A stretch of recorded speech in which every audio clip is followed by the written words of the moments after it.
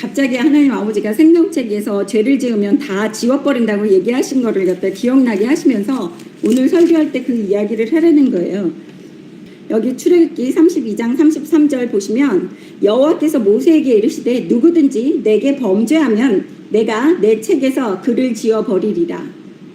하나님께 범죄하면 생명책에 우리가 이름이 올라가 있더라도 하나님 호적에 우리가 하늘나라 호적에 이름이 올라가 있다가도 하나님께서 지워버리신다고 이야기하시는 모습을 볼 수 있어요. 근데 많은 사람들이 그것을 잘 몰라요.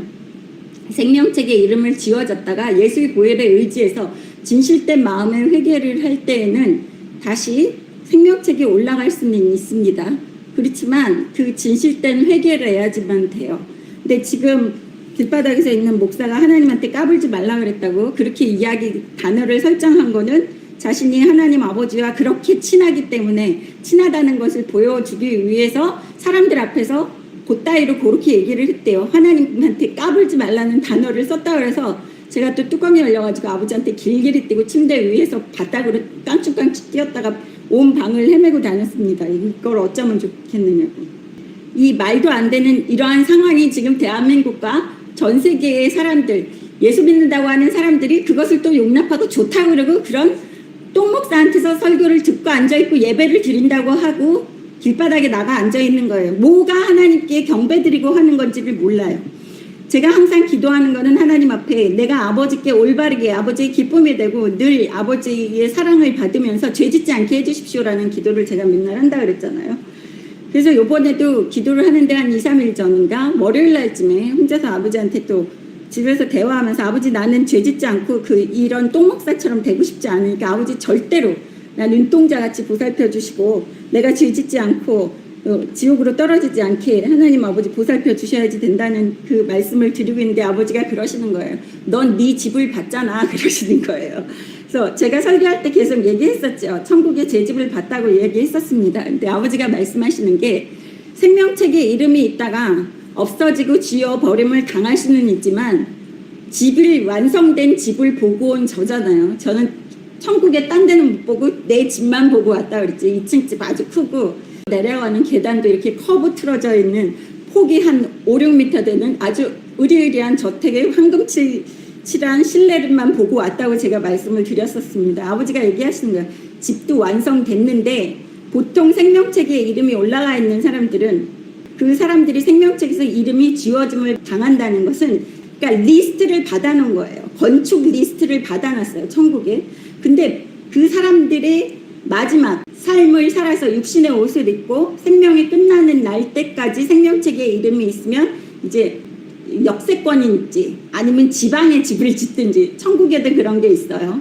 뭐 가운데 뭐 1순위, 2순위, 3순위, 4순위. 그래서 제가 항상 예전에 그 10년도 더 전에는 제가 항상 기도했던 게 아버지 천국에 개집이라도 좋으니까 내 집 있게 해주세요부터 기도를 제가 했다 그랬잖아요. 천국에 집 달라고.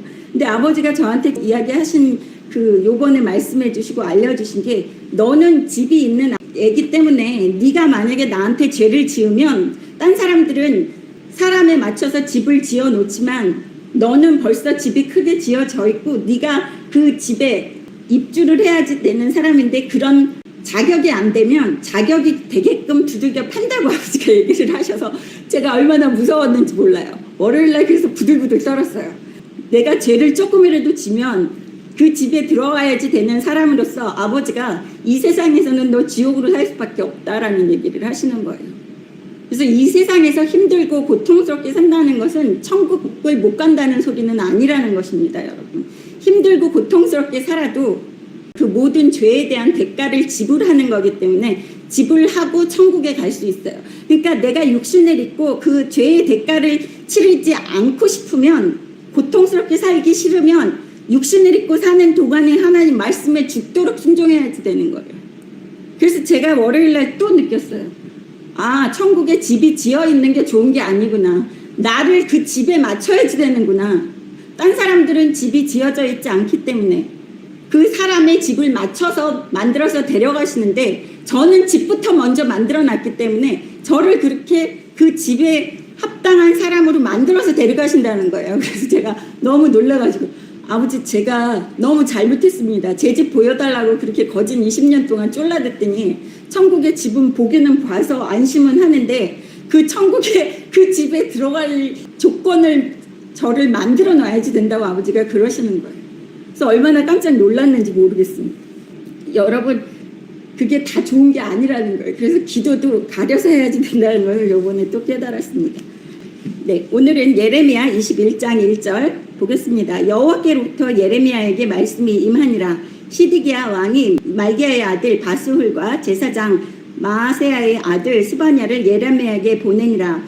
바벨론의 느부갓네살 왕이 우리를 치니 청컨대 너는 우리를 위하여 여호와께 간구하라. 여호와께서 혹시 그의 모든 기적으로 우리를 도와 행하시면 그가 우리를 떠나리라 하니.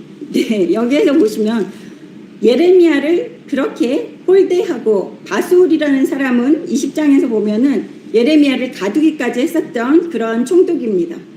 그런데 그 사람을 불렀어요. 누가요? 시드기야 왕이 부른 거예요. 왜냐하면 지금은 이제 국가의 절대적인 위기가 도래하면 이제 찾는 거는 누구예요? 하나님 아버지 찾는다는 거예요. 지금 대한민국이 똑같이 일어나고 있습니다. 잘 먹고 잘 살 때는 아버지 안 불러요. 국민들도 그렇고 예수 믿는다고 하는 사람들이. 우리나라가 절대절명 위기에 쓰니까 이제사 정신 차려서 하나님을 부르짖는 게 대한민국 사람들이나 지금 여기에 있는 이스라엘 사람들, 느부갓네살 바벨론 왕이 와서 진치고 공격하려고 하니까 이제 겁이 덜컥 먹은 거예요. 왕이 이제 현실을 직시한 거죠. 붙들 거는 하나님밖에 없다는 거를 알고, 야, 너 바스훌 제사장 너랑 스바냐 너 예레미야한테 가서 우리가 느부갓네살 왕한테 공격당하기 일보 직전이니까 하나님께 좀 기도 좀 해봐라. 근데 여기에서 2절에 보십시오. 여호와께서 혹시라는 단어가 들어가요. 의심을 하고 있는 이 모습을 볼 수 있어요. 혹시 우리는 기도하거나 하나님께 매달릴 때, 여러분 이제 우리나라 대한민국이 어려운 상황이 도래하고 힘들어지면 혹시라는 그러한 단어를 쓰면 안 돼요. 혹시라는 것은 여지가 있다는 거예요. 그거 말고도 대안이 또 따로 있을 수 있다니, 이 나약한 믿음을 볼 수 있어요. 이런 나약한 믿음을 갖고 하나님한테 기도할 때 하나님께서 이루어 주시겠습니까? 혹시 그의 모든 기적으로 우리를 도와 행하시면, 벼락도 낯짝이 있는 거를 알아요. 자기네가 죄 지은 것도 알고 있는 거고, 그리고 또 믿음도 역시 나약한 거예요.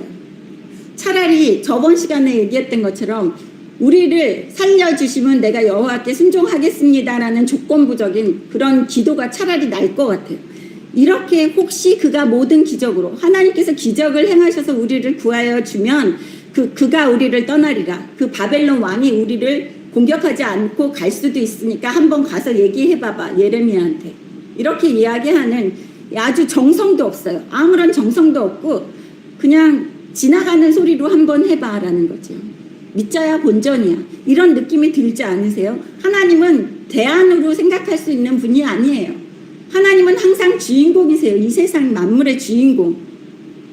근데 뭐 하나님한테 까불지 말라고 그랬다고요? 그게 하나님과의 친분을 과시하려고 했다고 그 전목사라는 사람이, 저 그거 듣고 뒤로 넘어가는 줄 알았어요. 어디서 감히 아버지한테 까불지 말라는 소리를, 내가 아버지한테 그랬어요. 아버지 아가를 다 찢어놓으라고. 지금도 그 생각만 하면 아주 그 사람 때문에 이렇게 더 고통을 받을 수 있습니다. 그리고 아버지 자녀라는 사람들이 정신을 더 못 차리고 있어요. 그게 흑암의 권세들, 마귀들이 하는 거예요. 하나님 아버지는 두려워해야지 되는 분이에요. 경배하고 두려워하는 분. 그래서 경외라는 뜻을 얘기하는 겁니다. 저 아버지한테 그렇게 징징대고 졸라대고 다 해도 아버지 두려워서 아버지가 한번 진노하시면 오금이 저려가지고 고개도 못 드는 사람이에요. 근데 어디서 감히 아버지께 까불지 말라고? 자기 자식한테도 그렇게 얘기하면 자식들이 기분 나빠하는 거예요. 그 사람만 봐도 우리는 벌을 받을 수밖에 없습니다. 3절 보겠습니다. 예레미야가 그들에게 대답하되 너희는 시드기야에게 이같이 말하라. 이스라엘의 하나님 여호와께서 이와 같이 말씀하시되 보라, 너희가 성 밖에서 바벨론의 왕과 또 너희를 에워싼 갈대아인과 싸우는 데 쓰는 너희 손의 무기를 내가 뒤로 돌릴 것이요 그것들을 이 성 가운데에 모아드리리라. 내가 든 손과 강한 팔 곧 진노와 분노와 대노로 친히 너희를 칠 것이며 내가 또 사람이나 짐승이나 이 성에 있는 것을 다 치리니 그들이 큰 전염병에 죽으리라 하셨다 하라. 6절까지 보겠습니다. 예레미야가 이제 뭐라 그래요? 시드기야 왕에게 너희는 가서 얘기해. 시드기야 왕이 바스훌과 스바냐를 보냈죠. 그래서 예레미야에게 하나님께 좀 간구 좀 해보라고 부탁하러 온 그 사람들에게 이야기하는 거예요. 그 왕에게 가서 전해. 하나님께서 그들이 가지고 있는 너희 손의 무기를 내게 뒤로 돌릴 것이요. 너희 손에 무기 든 것은 다 무력화시킨다는 거예요. 너희가 들고 있는 모든 무기와 모든 방책, 비책은 아무 쓸모없게끔 만들 것이라고 하나님께서 이야기하시는 거예요. 대한민국에 지금 대한민국 사랑한다고 애국이라고 그러고 예수 믿는다고 하면서 이상한 뻘짓거리하고 하나님 이름에 똥칠하고만 있는 예수 믿는다고 하는 가짜들 다 들으세요. 여러분들이 하는 거 아무것도 이 나라를 구할 수 있는 거 없습니다. 하나님께서 그거 다 무력화시키고 등 뒤로 돌린대요. 무기가 등 뒤로 돌아가면 어떻게 됩니까? 아무 쓸모가 없어요. 등 뒤에서 뭘 써요? 무기를. 그것을 이 성 가운데 모아들이리라. 그것이 뭐예요? 바벨론 군사들을 모아들인다는 거예요. 제가 성경에서 계속 얘기했죠. 하나님 아버지께서 스스로 죽은 짐승은 다른 타 민족에게는 팔 수 있고 먹게는 줄 수 있지만 이스라엘 백성들은 너희는 내 새끼고 귀한 자식이고 너희는 왕족이고 그러니까 그런 더럽고 병들 수도 있는 그런 음식들은 먹지 마. 내 새끼들은 좋은 것만 먹어야지 돼. 그런 이야기가 성경에서 계속 나오는 것처럼 하나님께서 여기에서 바벨론 군사들은 인간 취급을 안 하기 때문에 그것들이래요. 그것들. 오히려 이스라엘 백성들이 가지고 있었던 그 방패, 무기들 이런 거는 다 쓸모없게 만들고 바벨론 군사들이 갖고 있는 그 무기들을 성 가운데로 들어오게끔 했는데 5절 보십시오. 내가 든 손과 강한 팔 곧 진노와 분노와 대노로 친히 너희를 칠 것이며 하나님께서 친히 대한민국을 치고 계신다는 이야기입니다. 무슨 우리나라의 평화 타령하고 뭐 안전하다고 그런 게 몇 개월 됐어요? 얼마나 됐어요? 이렇게 인간을 믿을 수가 없다는 거예요. 하나님께서 얼마나 진노하셨으면 친히 우리를 치시겠다고 얘기하시는 거예요. 6절 보십시오. 내가 또 사람이나 짐승이나 이성에 있는 것을 다 치리니 호흡하고 있는 모든 것들이 고통을 당한다고 이야기하십니다. 그들이 큰 전염병에 죽으리라 하셨다 하라. 자꾸 전염병이라는 거 나와서 제가 계속 깜짝깜짝 놀랍니다. 읽을 때마다. 근데 설교 끝나고 나면 또 까먹기 고기를 먹었는지 집에 가면은 또 요새는 아무 걱정도 없고 이제 눈물의 기도도 안 나와요. 아버지께서 결정을 내리셨기 때문에 그런가 봅니다. 7절 여호와의 말씀이니라. 그 후에 내가 유다 왕 시드기야와 그의 신하들과 백성과 및 이 성읍에서 전염병과 칼과 기근에 남은 자를 바벨론의 느부갓네살 왕의 손과 그들의 원수의 손과 그들의 생명을 찾는 자들의 손에 넘기리니 그가 칼날로 그들을 치되 측은히 여기지 아니하며 국률이 여기지 아니하며 불쌍히 여기지 아니하리라 하셨느니라. 네, 대한민국에 이렇게 악인들 자신의 발등을 자신이 찍고 있는 상황이죠.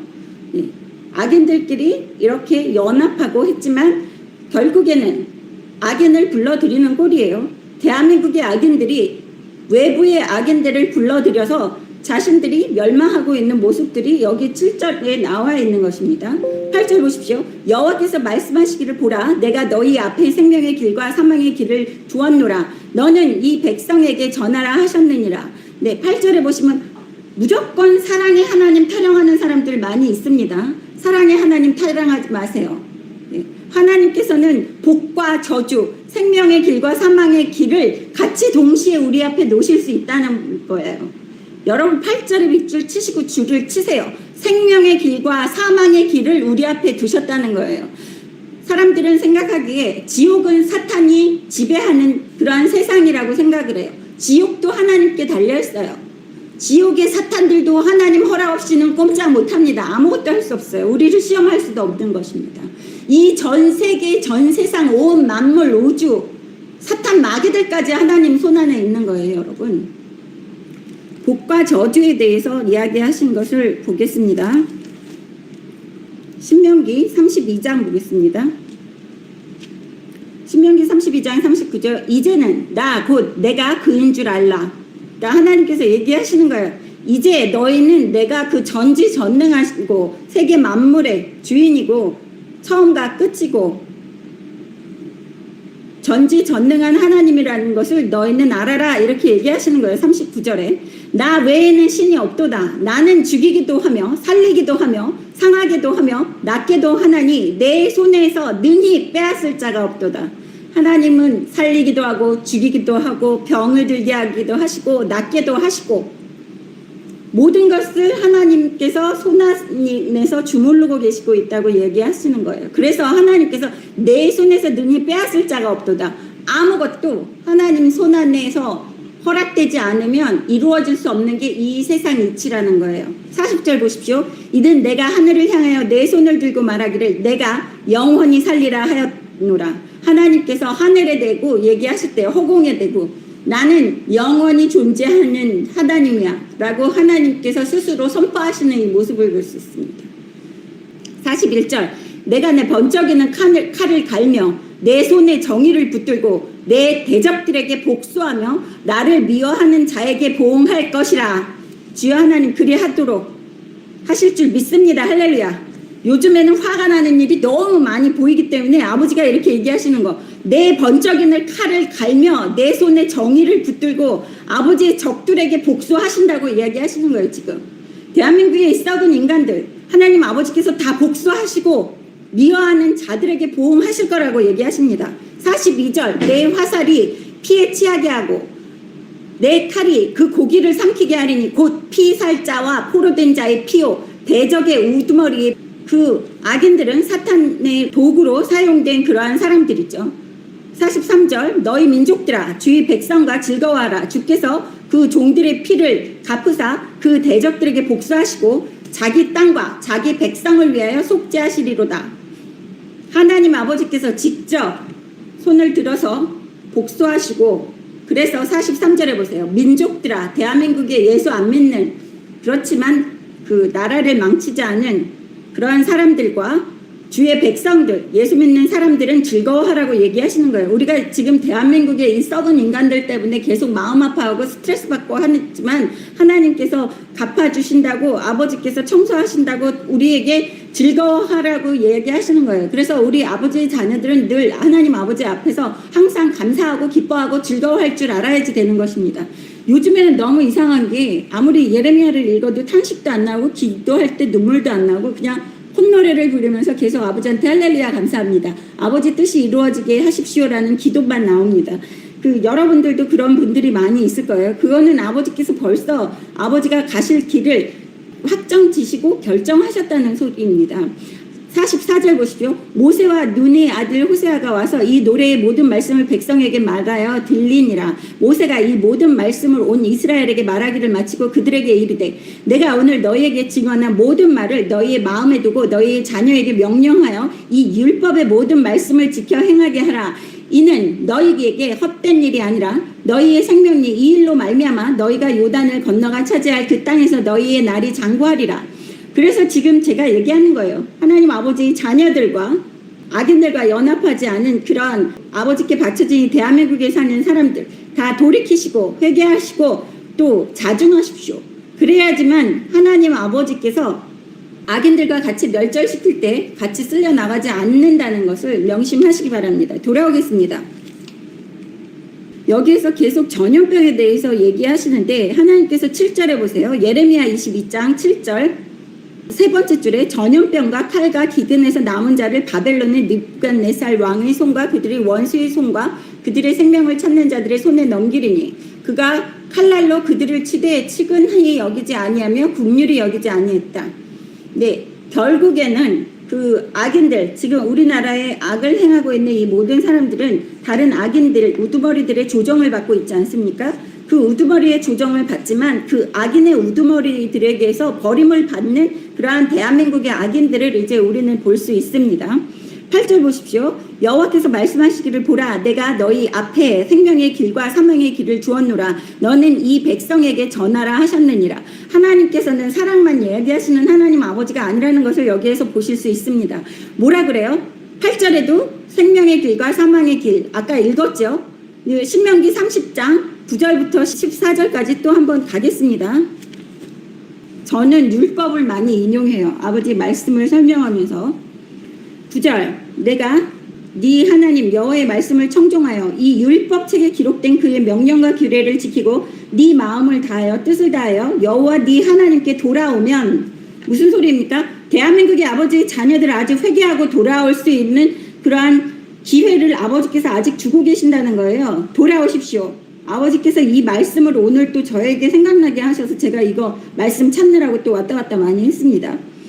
다시 돌아오면 네 하나님 여호와께서 네 손으로 하는 모든 일과 네 몸의 소생과 네 가축의 새끼와 네 토지 소산을 많게 하시고 너에게 복을 주시되 곧 여호와께서 네 조상들을 기뻐하신 것 같이 너를 다시 기뻐하사 너에게 복을 주시리라. 너를 다시 기뻐하사 너에게 복을 주시리라. 대한민국이 지금까지 발전하고 전 세계의 OECD 국가 10위까지 올라간 그러한 것처럼 하나님께서 너희가 회개하고 돌아오면 내가 너희에게 다시 축복을 줘서 이 경제 어려운 상황에서도 다시 부강한 나라로 만들어줄 거라고 하나님 아버지께서 또 이야기해주고 계시는 거예요 오늘. 그래서 신명기 30장 9절 10절까지 보시면 이렇게 아버지께서 다시 회개하고 돌아오라고 간절히 외치시고 있는 모습을 볼 수 있습니다.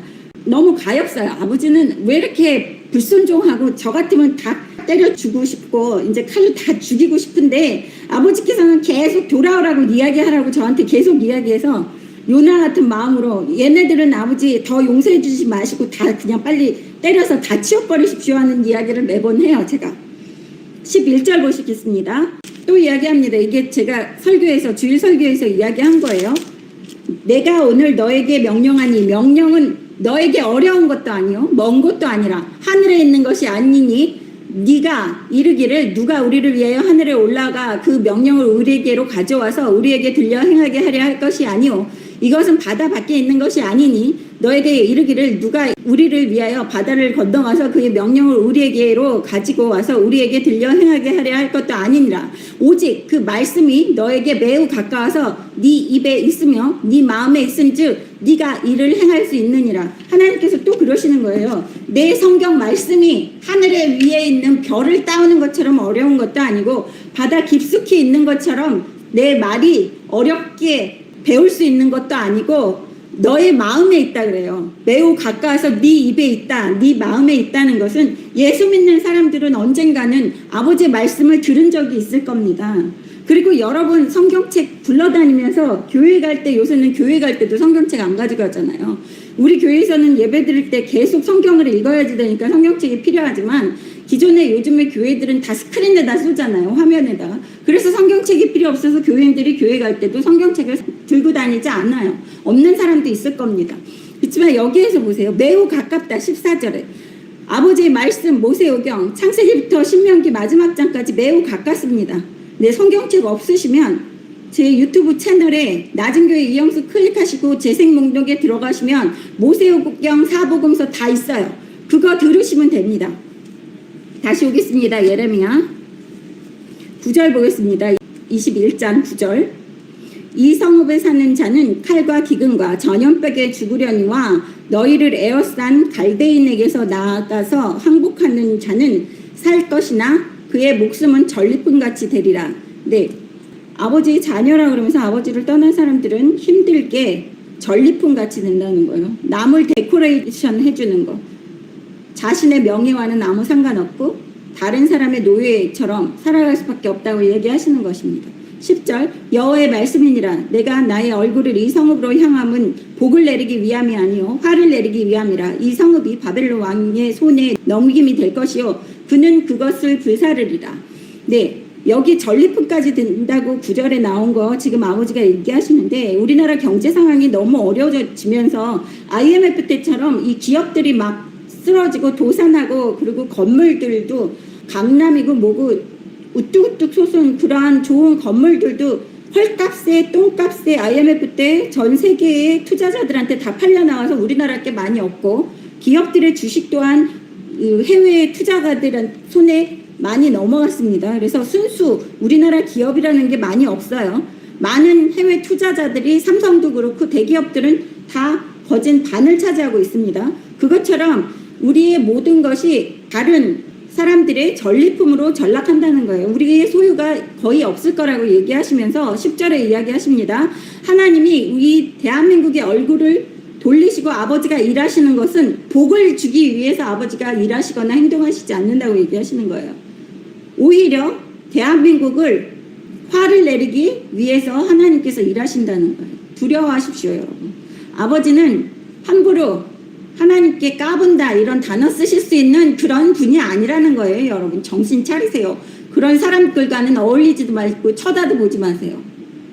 저도 몰랐는데 저는 아예 보지를 않아요, 요새는. 제 정신건강과 육체건강이 안 좋아서. 근데 자매님이 또 가르쳐 주셔서 한 자매님이 열심히 저한테 세상 돌아가는 일을 요약해서 보내주시는 자매님이 있어요. 그분이 그렇게 얘기하셔서 제가 설마 그랬는데 설마가 사람을 잡더군요.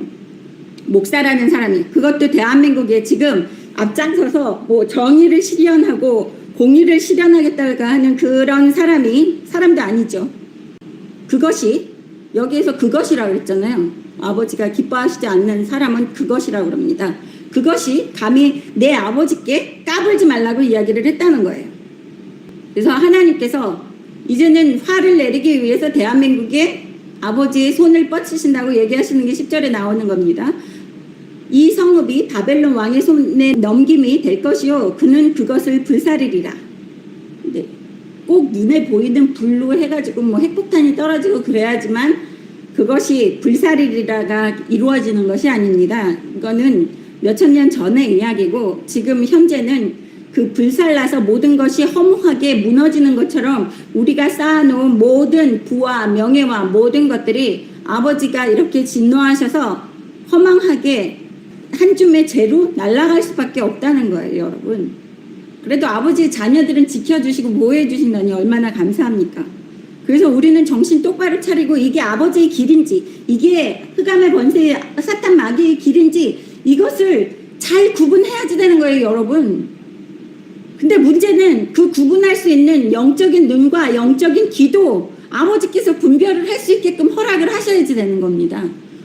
우리 제정신을 갖고 있는 사람이라면 그 전목사라는 사람이 내 아버지한테 까불지 말라고 이야기했으면 제정신으로 못 있어요. 길길이 뛰고 그 사람이 좋다고 이야기를 할 수가 없는데 어떤 사람 저한테 계속 어떤 여자분이 계속해서 전목사에 대해서 무슨 주구리 장황하게 카톡으로 보내와요. 전목사를 두둔하고 변호하는 사람인가 봐요.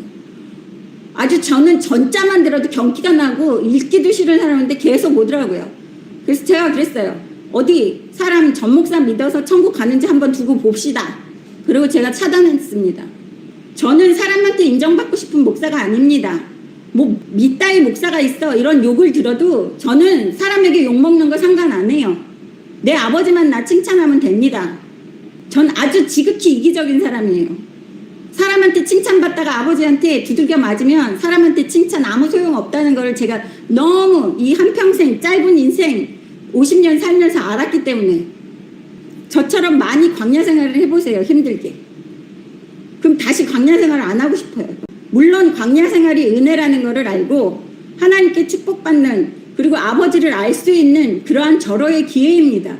그래서 대한민국 사람들이 지금 계속 불순종하고 금송아지 만드는 그러한 일을 하고 있기 때문에 하나님께서 광야 생활을 이제 시키시는 거예요. 대한민국 광야 생활로 들어간다라는 얘기 제가 저번 주에 얘기했잖아요.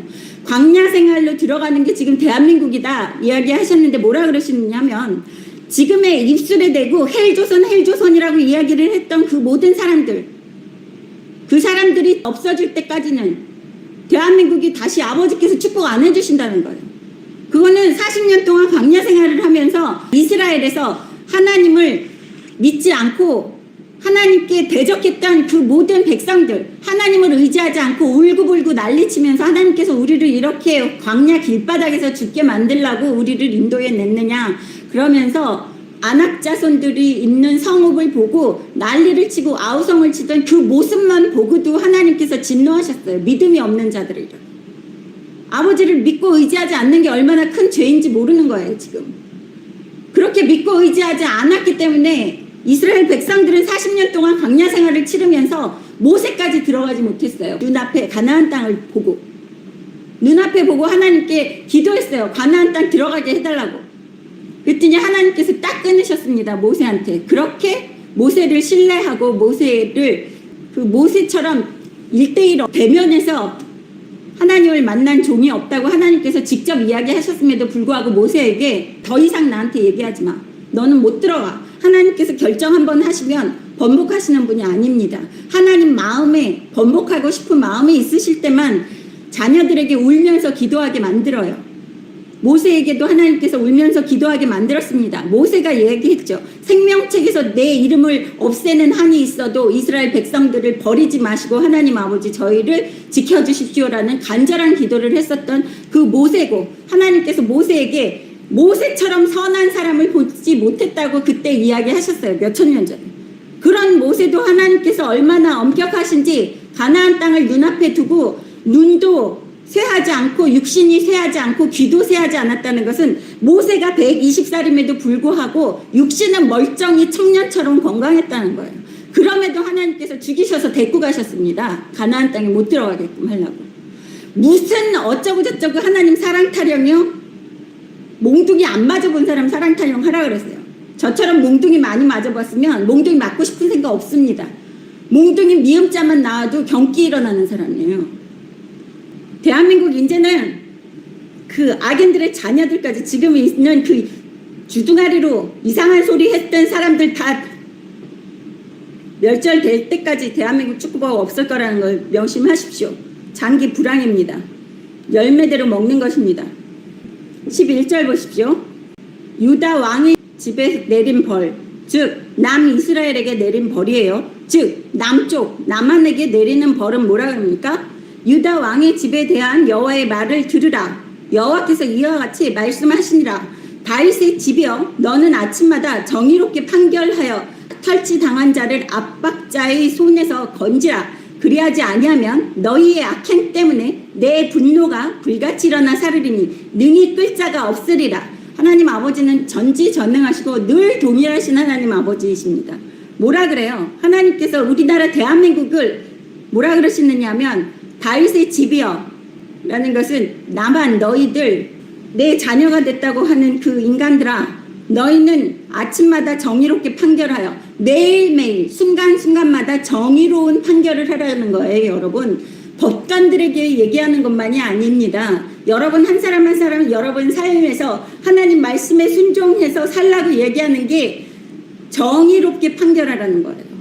모든 일에서 하나님의 말씀에 순종하는 삶을 살아야지 되는 거예요. 매일매일 눈을 뜰 때마다.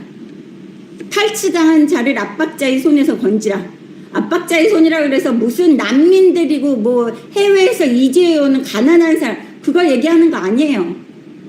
우리나라 대한민국 사람들 국민들을 억압하고 있는 게 지금 국민을 다스린다고 하는 우두머리들이잖아요. 국민이 지금 억압을 받고 있고 압박을 당하고 있습니다. 그래서 우리를 건지신다 그래요. 아버지의 자녀들이 아버지 말씀에 하루하루 매일매일 순종하면서 여러분 살면 그 악인들 손, 그 정치인들 우리를 억압하고 내년에는 무슨 돈을 더 많이 쓰겠다고 그러고 세금을 말도 못하게. 지금 부동산 값이 왜 오르는지 아세요? 부동산 값을 올려야지 세금을 걷어들이죠. 기업들 다 망해 나가고 매출이 반으로 줄었는데 기업에서 나올 세금이 있습니까? 돈은 많이 써야지 되잖아요. 부동산 막 올려놔야지 되죠. 그래서 호화주택으로 만들어야죠. 9억 이상의 부동산으로. 그럼 내년에 세금을 많이 걷어낼 수 있지 않습니까? 그리고 자기네들도 가지고 있는 부동산 값 올려야지 되고요. 제 논리로는 그렇게 생각이 돼요. 이거는 개인의 생각입니다. 가짜뉴스 유포하는 거 아니에요. 그래서 세금 걷어내려고 그러는 겁니다. 제 생각에. 그래서 부동산 값 올라가는 거예요. 부동산 값이 올라야지 또 중국 사람들 지금 돈 자기네 나라로 달러를 모아서 보내야지 되잖아요. 중국 사람들이 우리나라의 부동산 강남이고 얼마나 많이 사는지 아세요? 그거 팔아야지 될 거 아니에요. 비싼 값에. 그러니까 같이 팔게 비싼 값에 팔아서 돈 되게 해주느라고 지금 열심히 부동산 값 올리고 있잖아요. 그래서 그 차액을 가지고 달러는 또 떨어뜨리려고 안간힘을 쓰죠. 달러 많이 바꿔서 중국을 도와야지 되니까. 예, 요즘에 뜬 중국인들, 외국인들이라도 부동산을 살 때 대출을 해준다고 그럽니다. 담보대출. 그래서 대출만 받아가지고 그냥 해외로 간대요. 그러면 은행에 있는 돈도 뜯기는 거. 아주 잘 하고 있습니다. 그런데도 국민들이 좋대요. 아직 40% 이상이. 아직도 이러한 정권이 좋다 그러니까 없어질 때까지 몇십 년 동안 광야 생활을 할 것을 명심해야지 됩니다.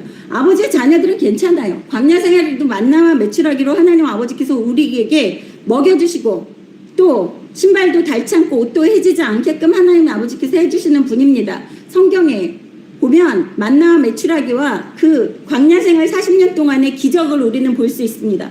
밤에는 불기둥으로 추위를 피하게끔 해주시고 낮에 그 광야에서 그 떼약볕을 피하게끔 아버지께서 직접 구름으로 이스라엘 백성 위를 그늘을 지게끔 해주셨어요.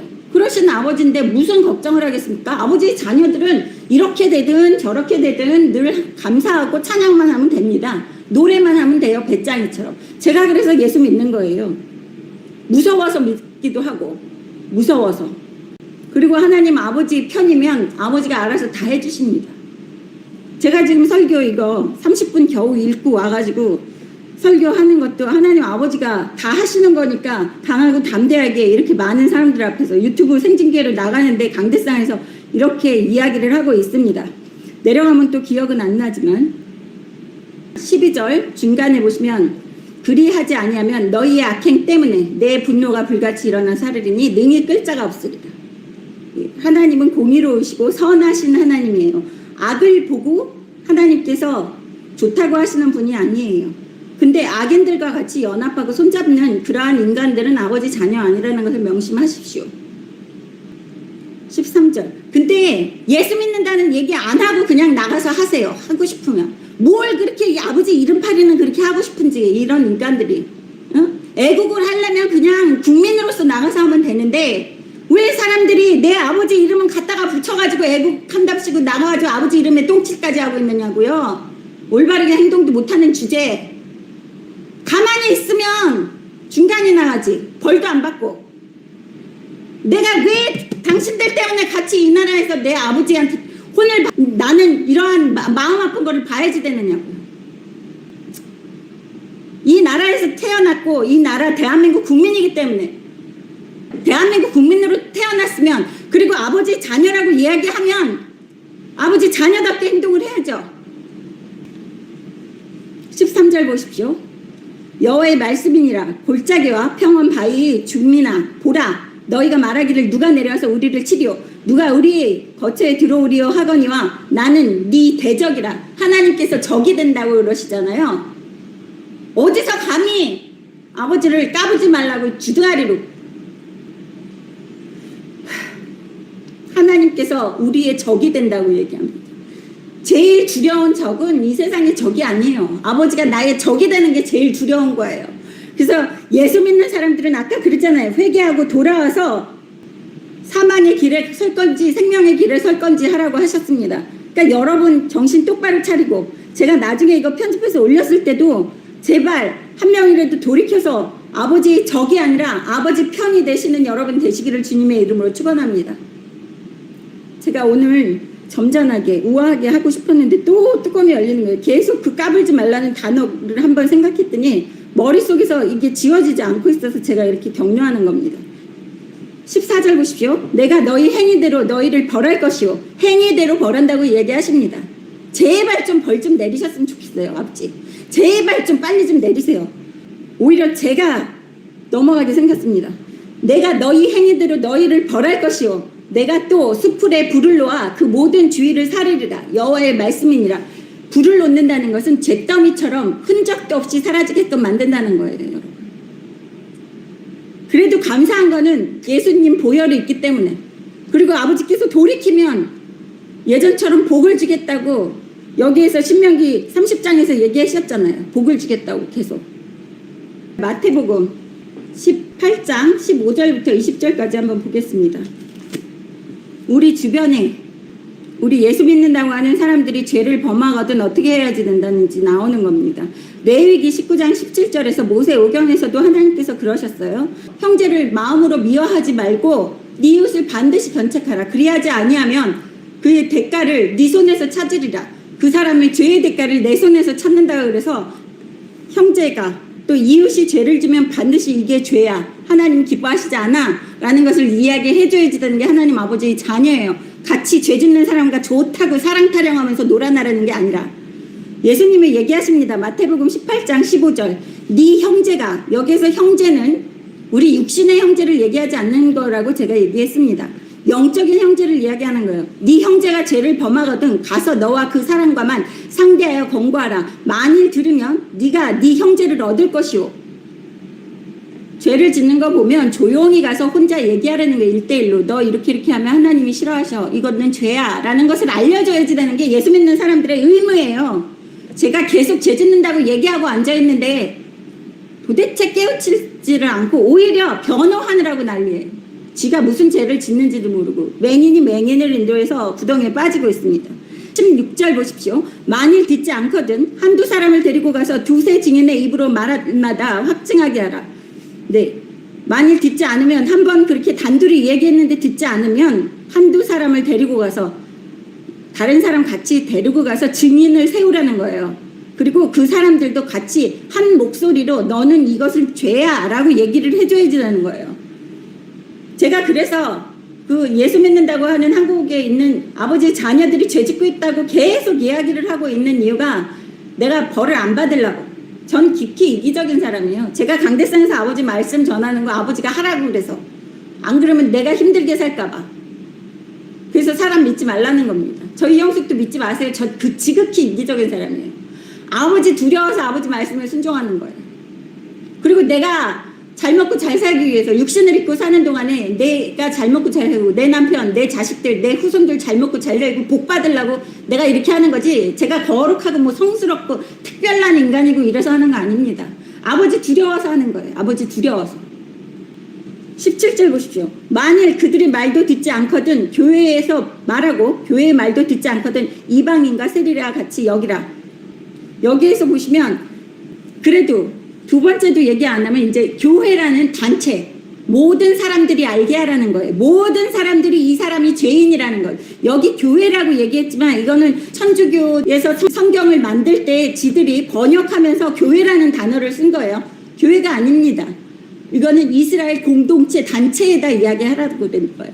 예수님이 사실 때는 교회라는 게 없었어요. 성전이라는 이야기가 있었지. 그래서 분명히 여기에 사탄의 장난이 있다는 것을 알 수 있는 게 예수님이 살면서 이야기하실 때 공생애 동안에 예수님이 살아생전에 이야기하실 때 교회라는 단어를 쓸 수가 없었어요. 왜? 예수님이 살아서 계실 때는 교회라는 게 존재하지 않았기 때문에. 그래서 제가 성경을 읽을 때도 사탄 마귀가 뿌려놓은 그런 독들은 구분할 줄 알아야 된다는 거예요. 그래서 여기 17절에 교회에 말하라는 것은 정 공동체에 이야기하라는 거예요. 교회라는 거 생각하지 마십시오. 이거는 천주교에서 카톨릭 천주교에서 만들어 놓은 성경이기 때문에 그래서 교회라고 써 있는 거예요. 모든 사람들이 알게 하고 그래서 모든 사람들이 그 단체가 같이 한 목소리를 내서 너는 죄인이야 라고 얘기했는데 그래도 듣지 않으면 누구처럼 여겨요? 이방인과 세리와 같이 여겨라. 이방인과 세리는 선택된 이스라엘 백성이 아니에요. 즉 지금 현재를 살고 있는 우리들에게는 같은 예수 믿고 구원받는 아버지의 자녀가 아니라는 거예요. 예수 안 믿는 독사의 새끼라는 소리입니다. 그래서 3번 이야기해 주라는 거예요. 명심하십시오 여러분. 사랑 타령하면서 악인들과 같이 연합하고 악인들 좋다 그러고 같이 어울려 다니면 벌 받습니다. 똑같이. 말라기 2장에서 그 죄를 그 똥을 네 얼굴에 발라서 제하여 버린다고 하나님께서 이야기하신 거 명심하세요. 제가 이렇게 이야기하는 거는 저 혼나고 천국에 못 갈까 봐. 그래서 여러분한테 이렇게 목소리를 내서 이야기를 하는 겁니다. 제가 거룩해서 그런 게 아니에요. 여러분 아버지 말씀을 듣고 아버지 말씀에 순종하시기 바랍니다. 그리고 아버지가 주시는 모든 축복을 이 세상에서 누리시면서 육신을 입고 누리시다가 천국 가서도 아버지 집에서 영원한 축복을 누리시는 여러분 되시기를 주님의 이름으로 축원합니다. 지금 찬양하는데 아버지가 그러세요. 명심하시렵니다. 아버지를 두려워하지 않는 사람은 자신을 우상화시켜서 인간을 믿는 거라고. 사람들은 헷가닥하고 절대 믿을 존재가 안 된다는 거예요. 사람은 어려서부터 악하다고 하나님께서 창세기 8장에서도 말씀하셨습니다. 예레미야 17장에서도 하나님께서 제일 더럽고 부패한 게 사람의 마음이라고 말씀하셨습니다. 사람 의지하지 마십시오, 여러분.